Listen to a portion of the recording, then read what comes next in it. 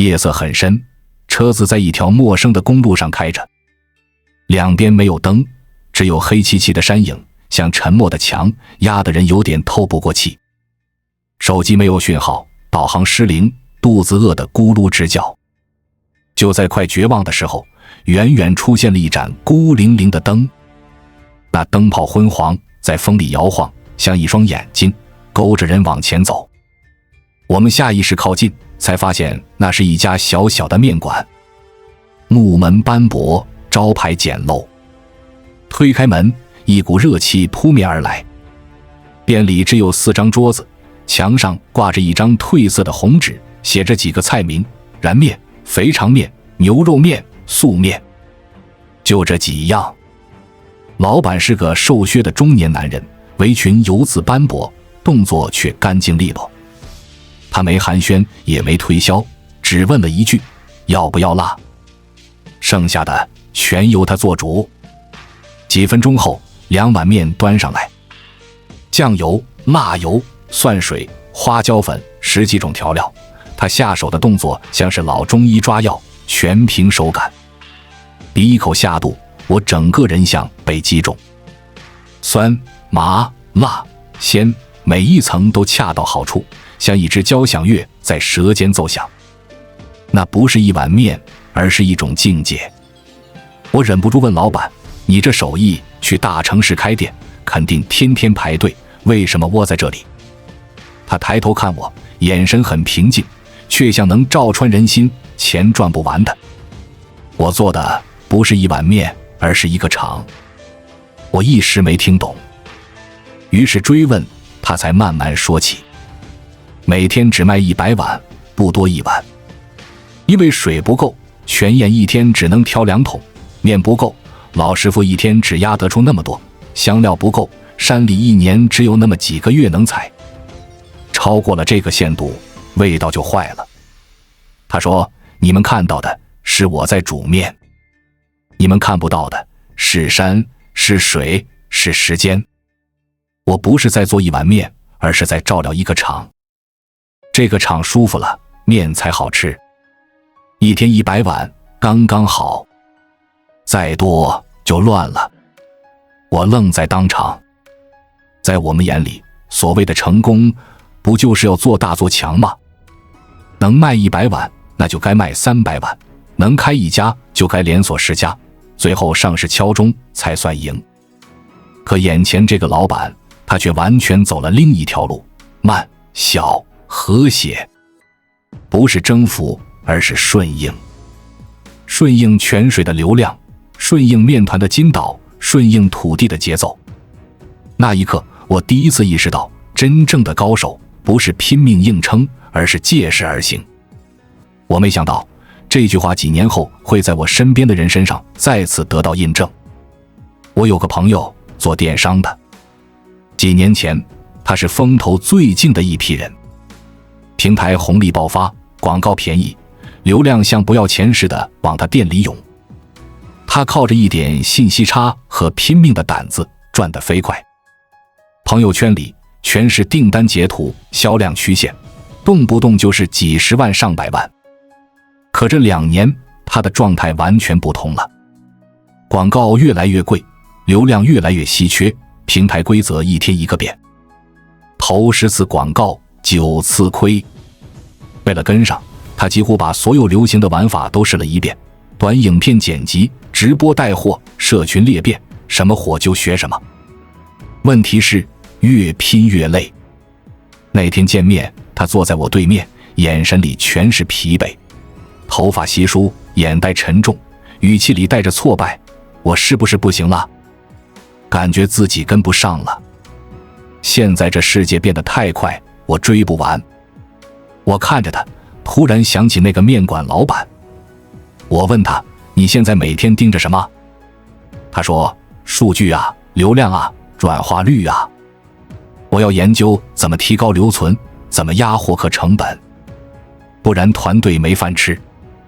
我点点头，又问：那你想过没有，客户为什么买你的东西？用完之后，是觉得物有所值，还是觉得被忽悠？他愣住，没回答。我说：你以前赚钱是因为顺了势，那时候平台和市场都需要你。但现在是变了，你还想用同样的姿势往前冲，当然累。水流换方向了，你要么改游法，要么换河道，不可能靠硬撑。他皱眉，那现在的水流是什么？我没直接回答，而是讲了那个小面馆的故事，讲老板为什么只卖100碗，讲泉水、面团、香料，讲那个厂。最后我说，你看他能让司机们一来再来，不是因为便宜，不是因为广告，而是因为信任。他们知道这碗面永远不会被糊弄。我盯着他，而你现在的生意，客户在你眼里是不是只剩数字？你把他们当流量，当转化率，却没想过他们真正要的是什么。你跟客户之间还有信任吗？他沉默了很久，那沉默比任何辩解都更真实。几个月后，他传讯息给我，说想见面。我差点没认出来他，虽然头发还是稀疏，但整个人轻松多了，眉眼里少了焦躁，语气里多了沉稳。我问，是不是找到什么新招数了？他笑，不是新招数，是旧心法。他说他回去后做了个疯狂的决定，把大部分广告预算砍掉。团队几乎炸锅，觉得他疯了。没有流量就没有订单，没有订单公司就要死。他却坚持下来，省下来的钱全砸在产品上，改包装，提升品质，甚至把生产工序重新调整了一遍。他还做了一个让大家更不理解的动作，给每个老客户手写一张感谢卡。结果当然惨烈，刚开始几个月，销售额直线下跌，几乎砸到谷底。团队一半的人离开，有人骂他傻，有人说他装清高，连他自己也差点撑不下去。直到有一天，转机来了。一个收到感谢卡的老客户在社群里写了一篇长文，讲自己为什么被这家小小的品牌感动。那篇文章没刻意宣传，却意外被转发，居然火了。一夜之间，他收到了几百张新订单。更意外的是，这些新客户的复购率高得惊人。他说，那一刻我才明白，我追的不该是流量，而是信任。流量像水龙头，关了就没了，信任像泉水，会自己流出来。他说这话时，眼睛亮得像变了一个人。我忍不住笑，你这不就跟那面馆老板一样了吗？他守的是泉水，你守的是客户。他点头，对呀，以前我只想着怎么从他们口袋里掏钱，现在我每天想的是怎么让他们买得值，用得爽。结果反而轻松了。在我们进一步探索之前，我们有一个激动人心的消息要告诉大家，我们已经开通会员功能了。现在您可以加入我们的会员大家庭，享受会员专属影片和更多独家内容。别忘了关注才知道，并点击小铃铛，我们将继续揭示更多关于金钱的真相，祝你迅速实现财务自由。晚上睡得香，早上醒来还有干劲。很多人以为开窍是顿悟，是灵光一闪，是那种忽然被雷劈到一样的瞬间。其实不然，开窍更多时候是你终于看见了规律。我们先说聪明人，你身边有没有这种人？他们反应快，学得也快，看到一个机会立刻跟上，听说一个技巧立刻模仿。短期内他们跑得很快，风光一时，但你仔细看会发现结局往往相似，很多人最后都累了，甚至摔得更惨。为什么？因为他们的聪明用在了术的层面。什么是术？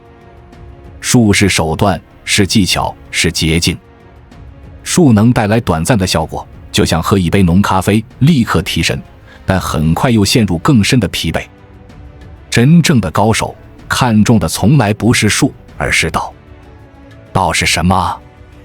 道就是规律，是支撑一切的根，是不会轻易变的东西。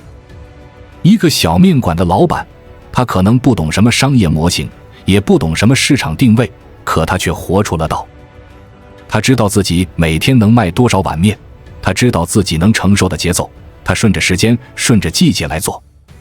看似简单，却蕴含了大道至简的智慧。为什么很多人觉得生活像一团乱麻？答案很简单，因为他们只有零散的技巧，却没有总图纸。想象一下，你面前放着一堆零件，轮子、螺丝、钢板。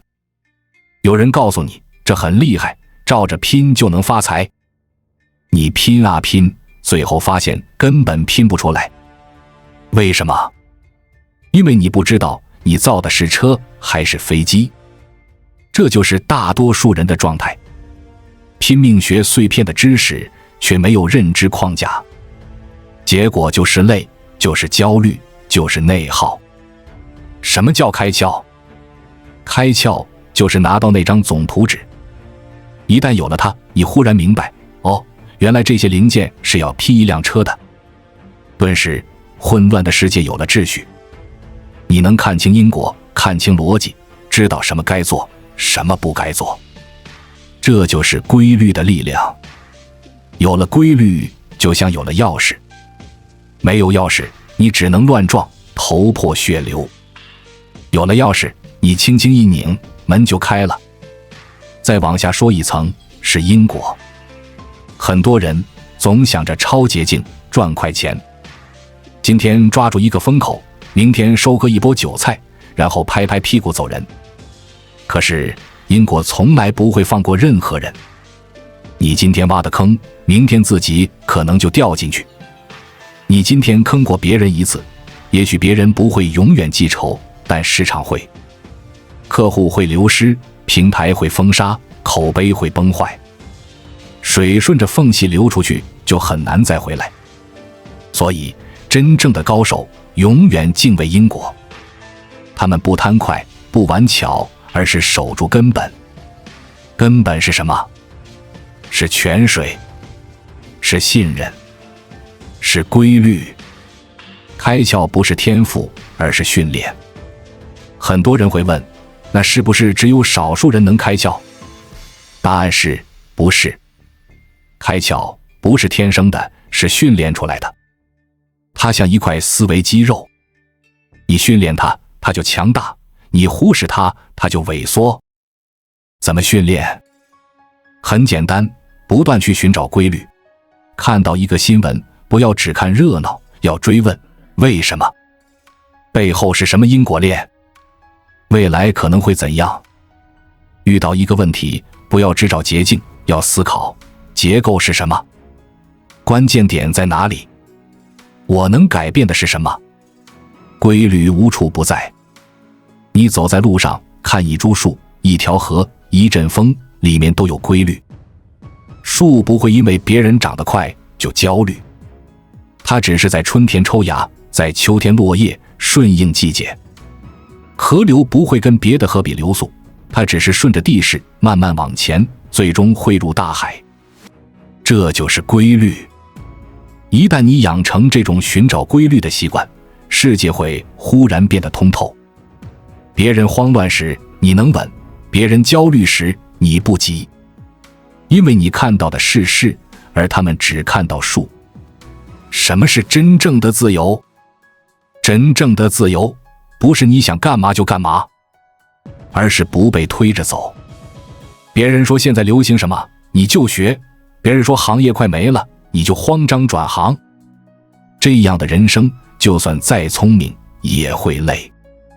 真正的自由，是你知道自己的泉水在哪，知道自己的场在哪，守住它，顺着它，你就有了笃定。一个小店老板每天只卖100碗，也能比很多连锁餐饮更自在，因为他知道钱赚不完，但泉水有限。一个商人不再疯狂投广告，虽然一开始营收下降，但后来换来的是更深的安全感。因为信任一旦建立，不怕风浪。